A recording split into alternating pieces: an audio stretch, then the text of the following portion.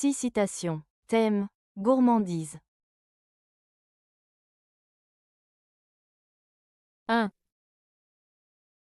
La gourmandise commence quand on n'a plus faim. Alphonse Daudet.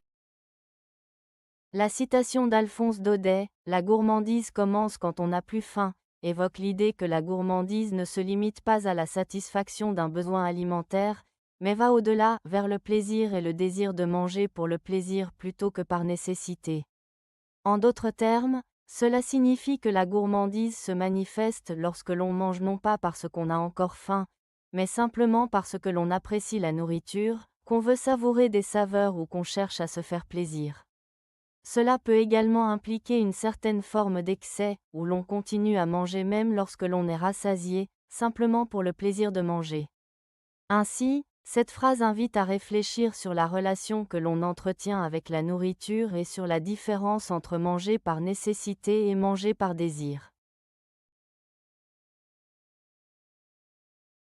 2, Un gourmet, c'est un glouton qui se domine.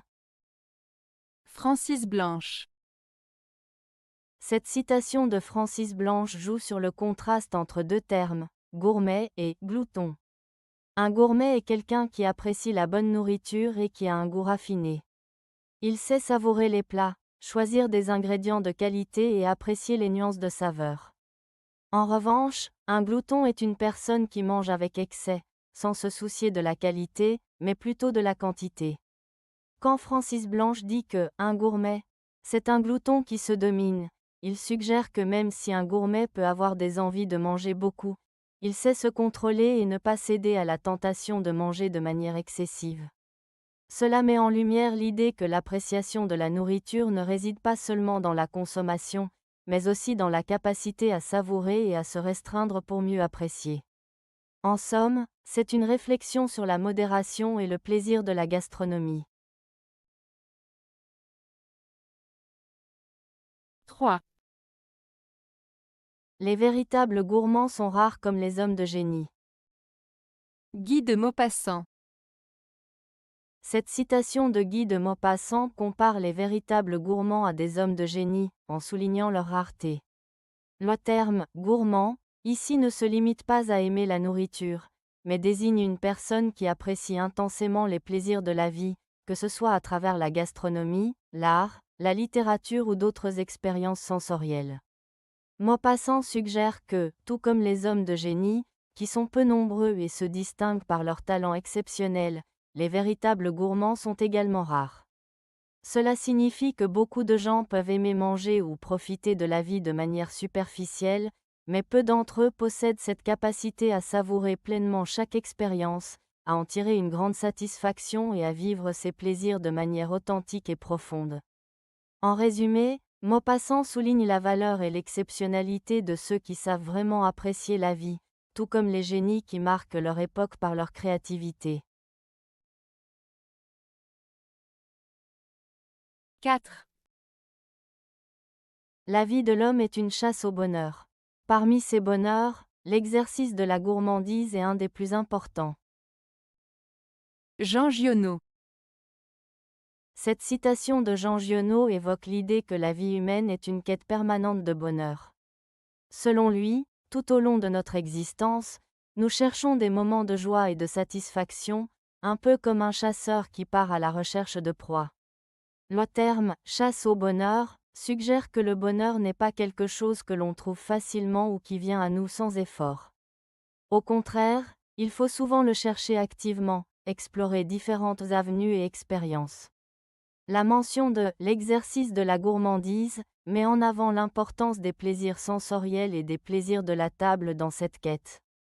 Giono souligne que savourer la nourriture et apprécier les bonnes choses de la vie sont des sources de bonheur significatives. La gourmandise, dans ce contexte, ne se limite pas à la consommation excessive, mais fait référence à une appréciation profonde et consciente des plaisirs simples. En résumé, Giono nous invite à reconnaître que la recherche du bonheur est un parcours actif et que des plaisirs tels que la gastronomie ont une place importante dans cette quête. 5, Nul n'est plus heureux que le gourmand. Jean-Jacques Rousseau. La citation « Nul n'est plus heureux que le gourmand » de Jean-Jacques Rousseau évoque l'idée que le plaisir de bien manger procure un bonheur particulier. Le terme « gourmand » ne se limite pas seulement à un amour excessif de la nourriture, mais englobe aussi l'appréciation des saveurs, des textures et des moments partagés autour d'un repas. Rousseau suggère que ceux qui prennent le temps de savourer les plaisirs de la table, qui se laissent emporter par la gastronomie, connaissent une forme de bonheur authentique.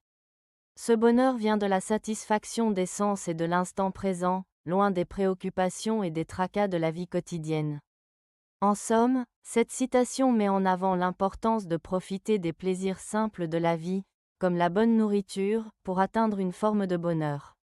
Cela renvoie à une philosophie de vie où le plaisir et l'appréciation des choses simples sont essentiels au bien-être. 6. Comment expliquer qu'à force de manger beaucoup de pain, on finisse par avoir de la brioche? Pierre Dac. La citation de Pierre Dac, « Comment expliquer qu'à force de manger beaucoup de pain, on finisse par avoir de la brioche » joue sur l'idée que nos habitudes et nos actions ont des conséquences. Dans ce contexte, manger beaucoup de pain symbolise des comportements ou des choix quotidiens, souvent simples et basiques. Le pain peut représenter les besoins fondamentaux ou les plaisirs simples de la vie. En revanche, avoir de la brioche évoque quelque chose de plus riche, de plus élaboré et, en quelque sorte, de plus indulgent. Ainsi, l'idée principale est que si l'on s'accoutume à une certaine façon de vivre ou à des plaisirs simples, cela peut nous conduire à des résultats ou des expériences plus satisfaisantes et plus riches. Cela peut également être interprété comme une réflexion sur la manière dont nos choix quotidiens, même s'ils semblent anodins, peuvent influencer notre vie et notre bien-être d'une manière positive ou négative. En résumé, cette citation nous invite à réfléchir à l'impact de nos habitudes et à la manière dont elles peuvent évoluer vers quelque chose de plus grand ou de plus complexe. Avez-vous aimé la vidéo? Si oui, mettez un pouce vers le haut. Cela aidera la chaîne et aidera les autres à la trouver. Nous ajoutons plusieurs nouvelles vidéos quotidiennement. Abonnez-vous pour ne rien manquer.